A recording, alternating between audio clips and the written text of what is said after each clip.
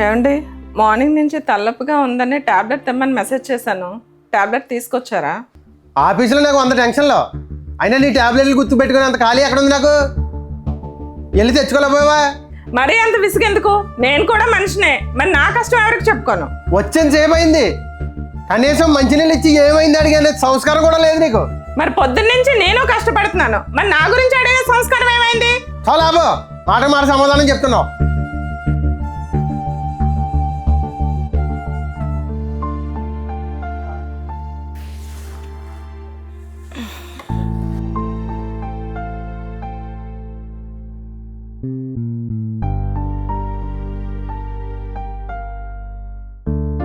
నన్ను క్షమించు, ఇందాక అలా కోపడకుండా ఉండాల్సింది.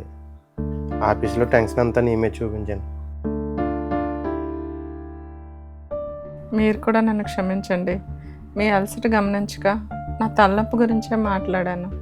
మీ కష్టం గురించి నాకు తెలుసండి. కాకపోతే మీరు నాతో కొంచెం ప్రేమగా మాట్లాడితే నా నొప్పి మొత్తం తగ్గిపోతుందని చిన్న ఆశ. నిజమేరామ్మా, ఆఫీస్లో నేను ఎంత పని చేసినా, ఇంట్లో నువ్వెంత పని చేసినా, ఇంటికి వచ్చిన తర్వాత ఒకరిని ఒకరు ప్రేమగా మాట్లాడుకుంటే ఎన్ని బాధలున్నా ఇట్టే పోతాయి.